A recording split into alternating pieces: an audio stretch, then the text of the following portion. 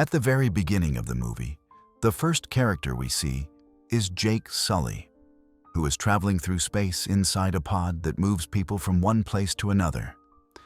And after a very long journey, he finally wakes up, revealing that he has been confined inside this pod for 6 years and that his legs are paralyzed, leaving us confused at first about why Jake is in space and what his purpose is, until the story moves into flashbacks that make everything clear.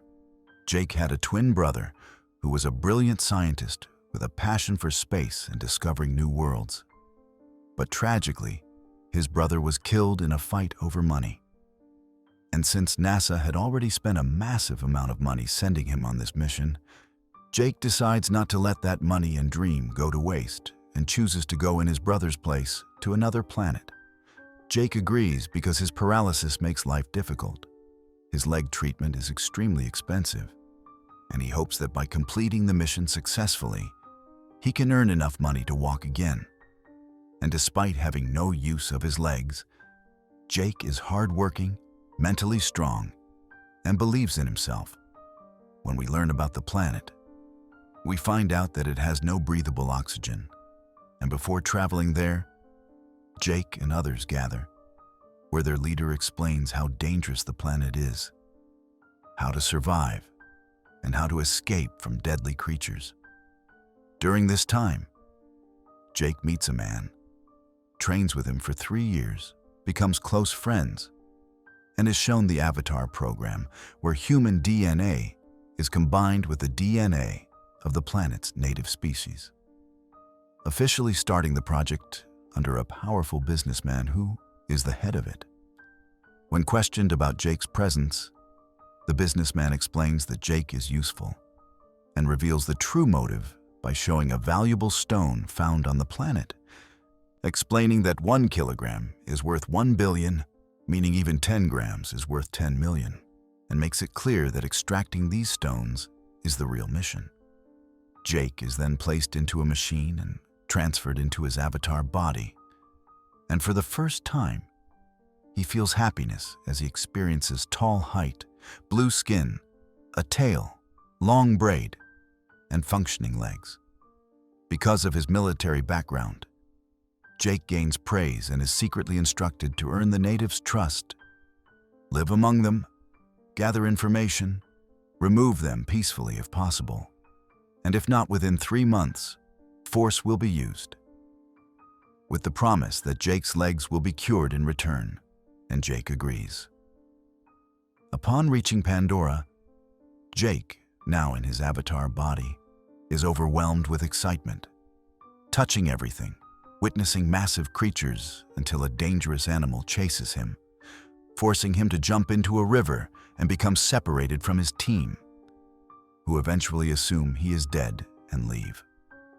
Alone in the forest, Jake encounters Neytiri, who initially aims an arrow at him but changes her mind when sacred glowing seeds land on him. And later that night, when dangerous animals attack Jake, Neytiri saves him but scolds him angrily for causing the death of her animals, leading to an argument where Jake challenges her to teach him instead. The glowing seeds settle on Jake again, and Neytiri takes him to her tribe, where he is nearly killed until Neytiri's mother, the queen, allows Jake to stay and orders Neytiri to train him. Jake wakes up in the human world and proudly tells his team that he has taken the first step toward gaining the tribe's trust, while Neytiri begins teaching him everything about Pandora, including riding creatures, hunting, and respecting nature.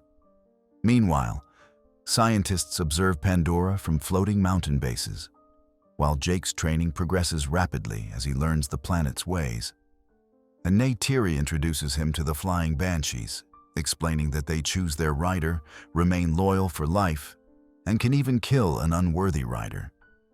Yet Jake successfully bonds with one and learns to fly, enjoying freedom alongside Neytiri, surviving an attack from a deadly aerial predator, which Neytiri explains was once ridden by her ancestors and believed to bring prosperity. As 3 months pass, the colonel warns Jake not to forget his mission, But Jake explains that the next day, he will be fully accepted by the tribe, and during the ceremony, Jake is welcomed as one of them, shown the sacred glowing tree, and given the choice to select a mate, where he openly chooses Neytiri, who smiles back. At the same time, the colonel prepares to destroy the sacred tree, igniting conflict as Jake desperately tries to stop it. But the humans refuse. Attacks begin. Bombs are dropped. Fire spreads everywhere. The tribe panics. Neytiri's father is killed, and Jake and the project leader are arrested, until a pilot rescues them. Though the project leader is fatally injured, Jake returns to his avatar, appears to abandon the tribe, but suddenly returns riding the legendary Great Banshee, symbol of hope and unity, proving he did not betray them. The project leader is badly injured during the escape, leaving her in critical condition. Jake desperately asks for help, believing that if they can transfer her soul into her avatar body, she might survive. But despite trying everything, the transfer fails, and they are unable to save her. Jake declares war against the colonel, rallies the tribes, and despite facing advanced weapons with only bows and arrows, he trusts Pandora and prays to the sacred tree for help. As the colonel launches a massive attack, Pandora responds. Powerful creatures arrive, bullets become useless, human weapons are dropped, planes are destroyed, and chaos consumes the battlefield until Jake brings down the colonel's aircraft. The colonel survives and tries to kill Jake's human body, but Neytiri intervenes. And in the final moment, she fires an arrow straight through the colonel's chest, killing him. Jake nearly dies from lack of oxygen but is saved by Neytiri, and in the end, humans are sent back to Earth, while Jake permanently transfers into his avatar body, choosing to live on Pandora with Neytiri. And with that, the movie comes to an end. A story that starts as a simple mission, but slowly turns into something much deeper and more powerful. What begins as Jake's chance to fix his life becomes a journey of identity, trust, and sacrifice, as he's forced to choose between the world he came from and the world that truly accepts him. Part 1 is all about transformation, watching Jake go from an outsider following orders to someone who understands the value of life, nature, and belonging, while the tension quietly builds toward an unavoidable war. The emotions, the betrayal, and the loss in this first part set the foundation for the massive conflict that's coming next, and the real battle for Pandora has only just begun. If you enjoyed this breakdown and want me to continue the story, make sure this video hits 100 likes, and I'll bring part 2 very soon with even more action, emotion, and twists. I'd also love to hear your thoughts.